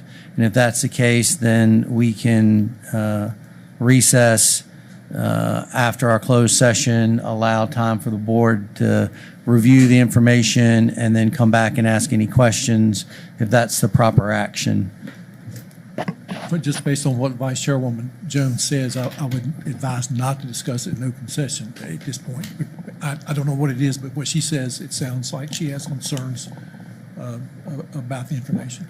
Okay. What I'd like to do is if we can add attorney-client privilege if it's appropriate, and allow you to read the information. I believe the Vice Chairwoman has read it. If you read it before we go into the closed session and you deem it not appropriate for our discussion in closed session, then we'll allow the commission time to read that, and we'll come back out and take action if required on this item. And Ms. Assistant Manager Phillips, the timeline by which we need to make a decision so we don't hinder the contract or hinder the operations? Yes, Chairman. So we would need to have a provider in place. As I mentioned before, the NCDCE is kind of looking for us to have a provider ready for tomorrow, so we can start that conversation. Our current provider, their contract is up July the 5th, and there is time for transfer. So I'm afraid that if we don't move forward, we may not have a provider for a child care center after July the 5th. So, commissioners, without objection, I'd ask that we move this item to the end of the meeting, allow the attorney time to review the item, see if we can have a conversation in closed session, if we need a closed session. If not, bring it back before the board at the end of the meeting for further discussion and a vote. Is there any objection to that direction? Hearing none, we'll go ahead and move forward. A point of information, Mr. Chairman. Commissioner Tyson, you're recognized. Would we need to make a motion to amend our agenda? If so, I would be amenable to make that motion. I believe I can move the item to the end of the agenda without objection. So basically, I said without objection, we're doing it. That's a form of a motion. Without any objection from the board, it's so moved. Thank you, Mr. Chairman. Yeah. All right, we'll go ahead and move to item 2C, consideration of Crown Coliseum contract. County Manager Greer. Yes, I'll turn this over to Rick Moorfield. Excuse me, I'm sorry, 4C. Well, I'll turn this over to Rick Moorfield, County Attorney. Chairman and Commissioners, we handed out at the beginning of a meeting, a memorandum from Amanda Lee, the General Manager for Natural Resources, who's filling in also now as our interim county engineer. This is a contract that we just got this morning. I found out about this last week. I don't know. I don't think Amanda's known about it much before that. But this is this was a project to do renovations of the hospitality rooms, also known as the suites at the Crown Coliseum. And I've seen it referred to as the ballroom renovation, and I'm seeing here also it says lobby, and the information that has the total things that to be done is in the list that started in this contract. And this is not the entire contract. This is the portion that needs to be signed. There's another whole section, and there's a lot of attachments that go with it. But this, we tried to put this together, move this along very quickly last week because this work was supposed to have started, or the plan had been, last Monday out at the Crown.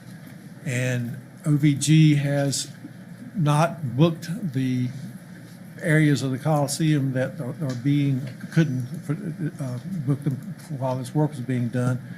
And it's in talking with Seth Benall, the general manager, he asked if there was any way we could move this forward. Please do so, because this has been going on, he said, for about 3 years, not this contract, but this trying to get this project done. And what you have is a contract from just a little background.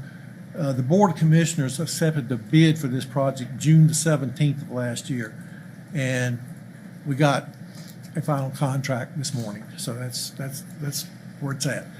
The bid award that the board accepted was in round numbers, 1.8 million. You have also with you, and that was one of the things that took some time in the last couple of weeks for the folks that worked on this, they wanted to submit this just as the contract and come back later for a change order, and we just wouldn't do that. And that change order is attached, is the, supposed to be attached.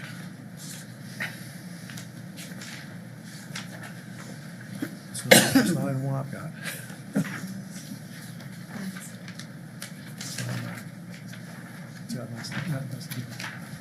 It is not in the version I have, but I know it is here. It's the first document after you have it. Yeah, that's it. And it's been signed, it's been recommended by the architect, which is his responsibility under the terms of the contract. And it spells out the changes in the contract.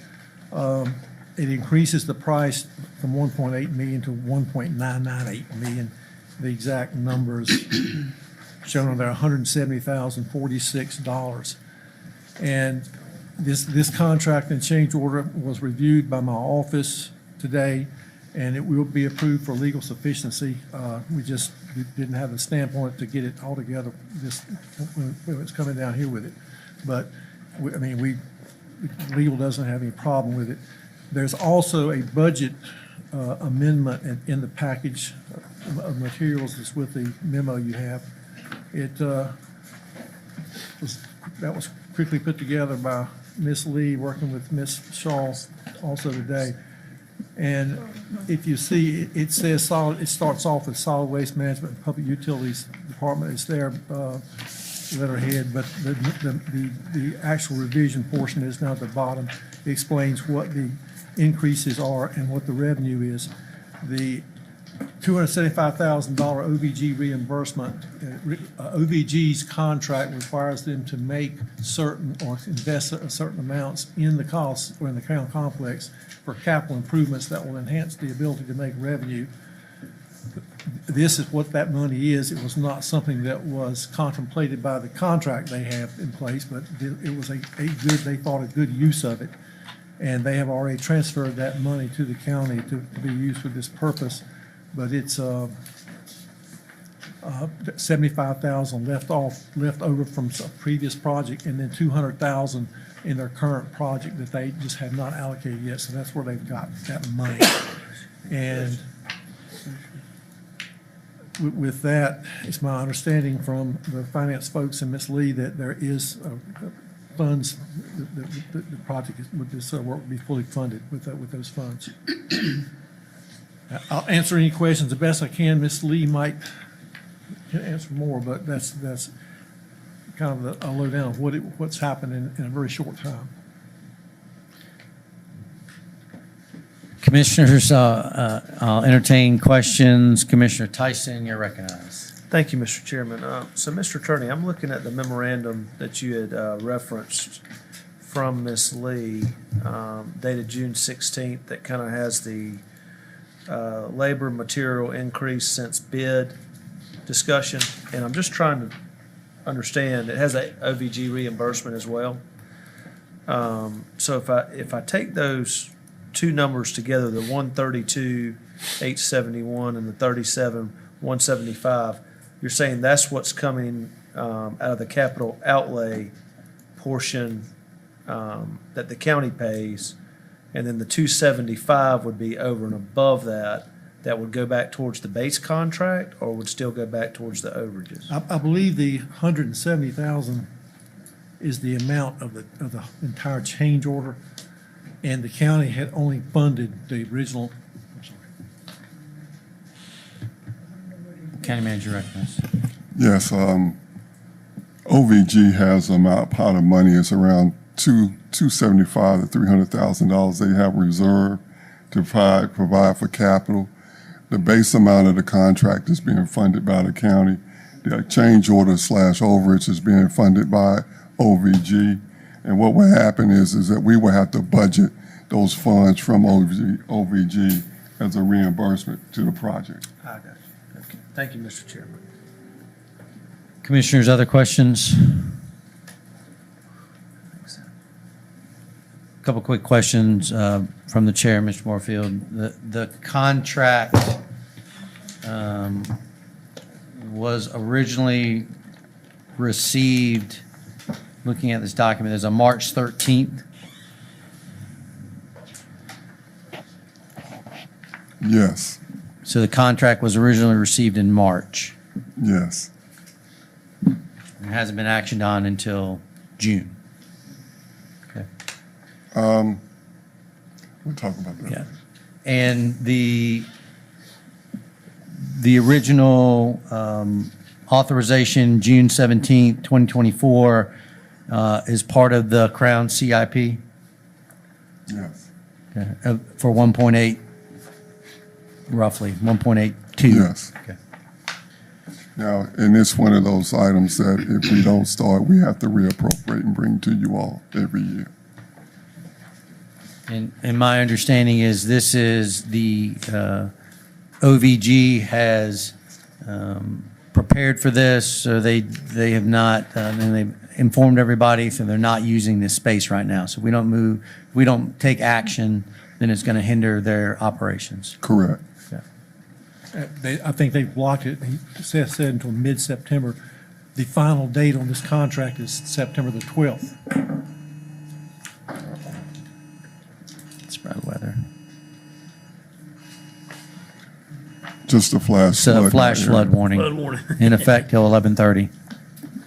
Go ahead, Mr. Moorfield, anything else? So, I mean, the contract was done to accommodate the schedule that Mr. Bernal was wanting to set up. And he can't fix that now. He can't go back and book stuff now, sir. Commissioners, any other questions or comments? Hearing none, I will look to you for action. Commissioner Tyson, you're recognized. Thank you, Mr. Chairman. I'd like to make a motion that the board execute the contract and contract change order 1, subject to the contractor's submission of a bond rider to include the change order, and that we approve the associated budget revision number 250434. Second. We've got a motion to approve and execute the contract and contract change order number 1. It's been seconded. Any questions on the motion to approve the contract and change order for the Crown Coliseum Hospitality and Lobby Renovation Project? Hearing none, I'll entertain your vote in the affirmative by raising your right hand. All in favor? Unanimous. Thank you, Commissioners. We'll go ahead and move to item 4D. Second reading of ordinance regulating explosives on fire ranges and amendment to section 9.5-100A2 firearms regulations. County Manager Greer. Yes, this is Rick Moorfield, County Attorney, will present this item, answer any questions you may have. This is actually the third time that the board has seen this, and there's no changes since the last 2 times the board saw it. It is the proposed ordinance to regulate the use of exploding targets on shooting ranges, firing ranges. And we've gone over all that in there before. It was reviewed by the sheriff's office, and they recommended it as the penalties and stuff were changed to accommodate the sheriff's recommendations. The existing ordinance that the use of explosive targets exploding targets is a standalone new ordinance. The resolution also includes a change to section 9.5-100A2 of the existing Cumberland County Code, which is a regulation of firearms. And all it does is change the distance from which a person shooting, if they cannot shoot a weapon that will cause the missile discharge to strike within, it's been moved from 200 to 225 yards of a dwelling unit, house, trailer, or building in which is not his own without the consent of the occupant. So adds 25 yards to an existing regulation that is there for public safety. Commissioners, this item has been in front of you twice. Entertain any questions or comments on this item? Commissioner Adams, you're, Yeah, I did. It was already lit, but yes, I did. you're recognized. And Mr. Turnout, you know, it's 200 to 225. What's the rationale? Why 25 yards? I mean, that it's such an odd to go from 200 to 225. I'm just trying to figure out why that just 25 yards. That was a recommendation from the policy committee. And what was the rationale? You were at the policy committee. I'm just trying to figure out if you're going to do it 25 yards. It seems as though we're trying to look at one particular thing or whatever. If you want to be able to stop this, you would do it at a much greater distance than that. That's just it's an arbitrary number that looks like got pulled out the air. Well, That's all. it's, put it in the context of, 200 yards is 2/3 of the football field already. So, so you adding 25 more yards to that. Commissioner Adams, anything else? Nothing else. Any other questions, commissioners?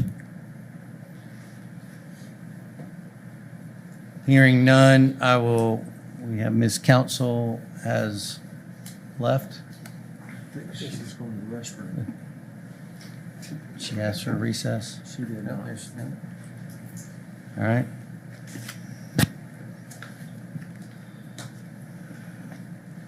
Commissioners, I at this time entertain a motion. Vice Chairman Jones. Make a motion to adopt the resolution adopting ordinance regulating explosives on fire ranges and to amend section 9.5-100A 2 firearms regulations. Second. We've got a motion to adopt the resolution adopting the ordinance regulating explosives on fire ranges and to amend section 9.5. It's been properly seconded. We don't have all members here. I'm going to take a brief recess. Can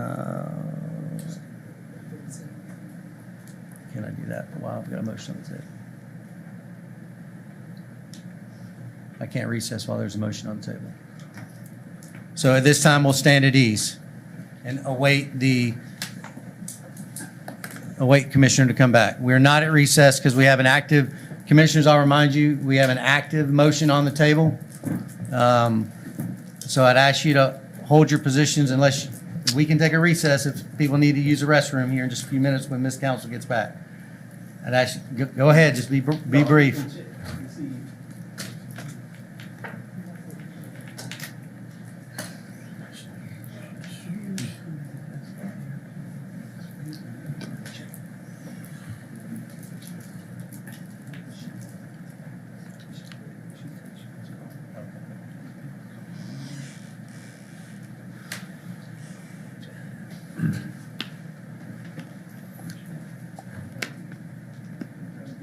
Commissioner, can I just the area is cold in here? I think we need to, if we can, adjust the air Thank you. up Appreciate it. to make it warmer, yes, please. While we're standing at ease.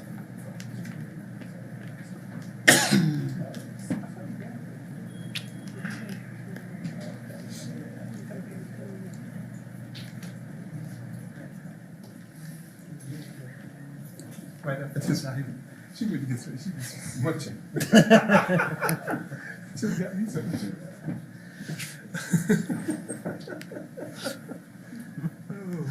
I think Mr. Tyson got it.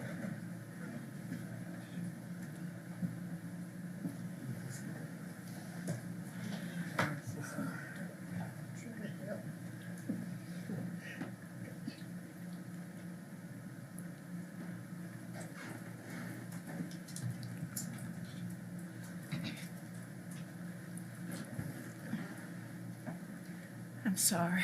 You're fine, ma'am. And the board will go ahead and come back to order.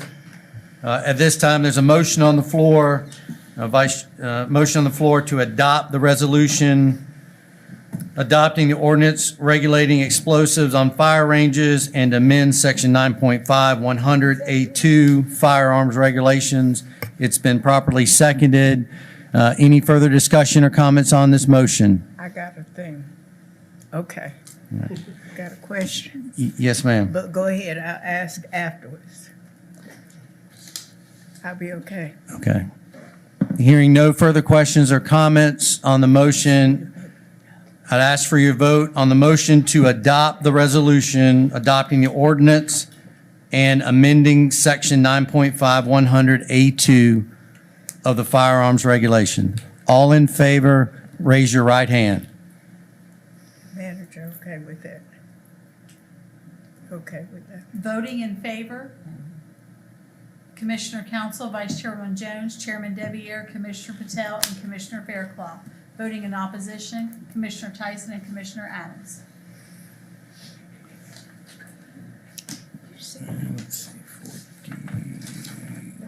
We will go ahead and move to item 5, nominations. There are no nominations for this meeting.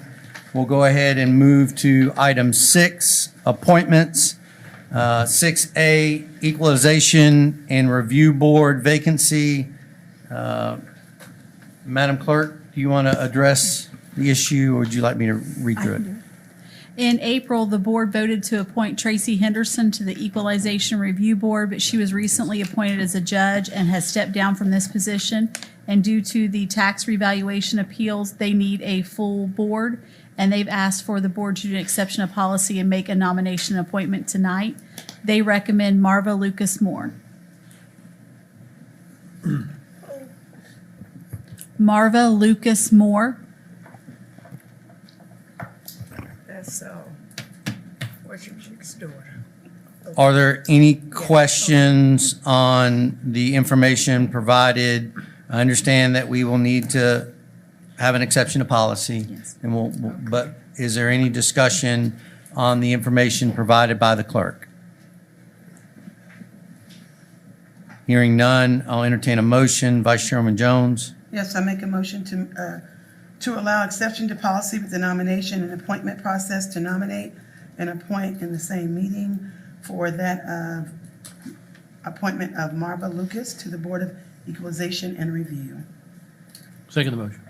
There's a motion on the floor to allow the exception to policy for the nomination and appointment process to happen in the same meeting and to nominate and appoint Marva Lucas to the Board of Equalization and Review. It's been properly seconded. Are there any comments or discussion on the motion? Commissioner Adams, you're recognized. Just for, I think, the boards, because it is something they have to move quickly on, I think she was previously on the board and comes with that already, and won't have to get up, they won't have to do an orientation or anything. She already knows that. So I would be in favor of that, just for the board's information that she's been a previous board member, so that helps them toward this process. Thank you, Commissioner Adams. Any other comments or questions on the motions on the floor? Hearing none, I'll go ahead and I'll ask for your vote on the motion to the exception of policy for the nomination appointment happened in the same meeting and to nominate and appoint Marva Lucas to the Board of Equalization and Review. All in favor, raise your right hand. Unanimous. We'll go ahead and recess the Board of Commissioners meeting. I'll go ahead and convene the Norcrest Water and Sewer Governing Board. We have one item in front of us for this board. Item A, approval of services agreement for asset management and financial plan for Norcrest. County Manager Greer.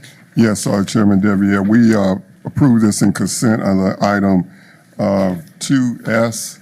Approval of the service agreement is with Freeze and Nickel for a financial plan and asset management software not to exceed $400,000. Are there any questions or comments for County Manager Greer?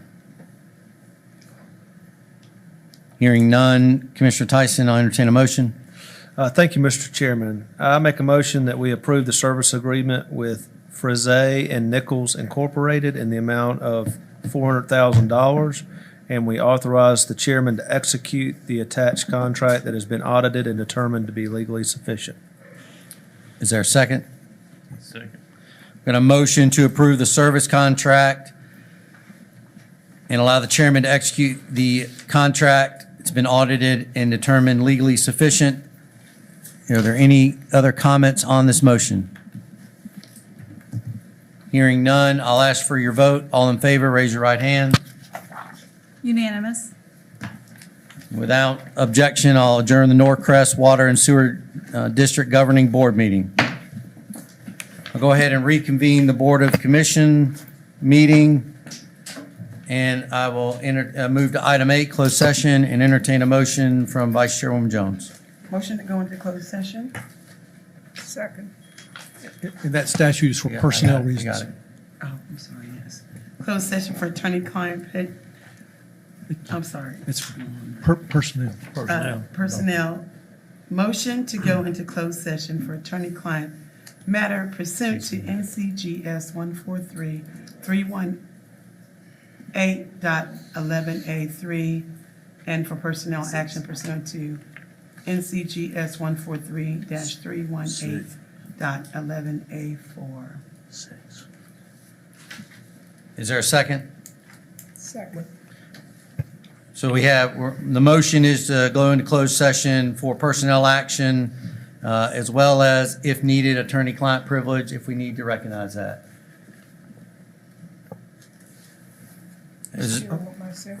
Yes, Commissioner Faircloth, you recognize for a question? Could we have clarification on the statute, please? Is it 6? 6 is personnel, 3 is attorney-client. Okay. And she said 3.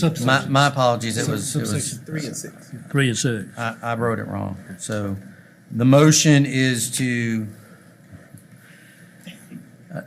move to closed session attorney-client privilege pursuant to North Carolina General Statute 143-318.11A3 and for personnel action pursuant to North Carolina General Statute 143-318.11A6. Any other questions or comments? Hearing none, I'll ask for your vote. All in favor, raise your right hand. Unanimous. And we're in closed session.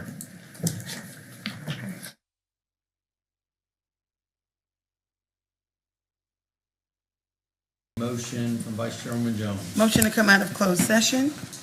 Second. Second. There's a motion to come out of closed session for attorney-client privileges pursuant to North Carolina General Statute 143-318.11A3 and for personal action pursuant to North Carolina General Statute 143-318.11A6. It's been properly seconded. Any discussion on the motion? Hearing none, I will ask for your vote. All in favor, raise your right hand. The motion carries, and there's no action to be taken from the closed session items or discussion. At this time, we will move back to, it was item 2K that was moved to off the consent and to the end of the meeting. And this time, Board, I'll look to you for action. Commissioner Tyson, you're recognized. Thank you, Mr. Chairman. I make a motion that we recommend approval for and direct the county manager to sign the contract with Chapman's Management Company with an effective date of July 1st, 2025. Second motion. Second. There's a motion on the floor. It's been seconded to approve the county manager to sign the contract with Chapman's Management Group with effective date July 1st, 2025. Commissioner Adams, you're recognized for question. I guess I would ask the assistant county manager, I see that starts July 21st. What happens tomorrow? I mean, you said something, so is, Yeah, come up to the mic, please. I know you said they're transferring, so I'm trying to see, always want to make sure. So is the effective date the right date? Yes, sir, the effective date would be the right date. So from my understanding, what it is, we begin a process, and it's a process of transfer. And so there are several meetings and processes that have to happen, and so then they would take over and be the effective provider on the date, the July 1 of the contract. So they'd have the license for the daycare. You got to, I understand, okay, so just like all the rest of them, you got to move it over to the new provider. Yes, sir. Okay. So tomorrow, what we would do is we would start those conversations. Thank you. Thank you, Mr. Chairman. Any other comments or questions, commissioners, on the motion on the table? Again, any other questions or comments? Hearing none, I will entertain your vote, or ask for your vote on the motion to approve the county manager to sign the contract with Chapman's Management Group with effective date July 1st, 2025. All in favor, raise your right hand. Voting in favor, Commissioner Tyson, Commissioner Council, Chairman Deviere, Commissioner Patel, Commissioner Faircloth, and Commissioner Adams. Voting in opposition, Vice Chairwoman Jones. Commissioners, seeing no other business to come before this board, I'll entertain a motion to adjourn. Vice Chairman Jones. Motion to adjourn? Second. There's a motion on the floor to adjourn. It's been properly seconded. All in favor, raise your right hand. Unanimous. And we're adjourned.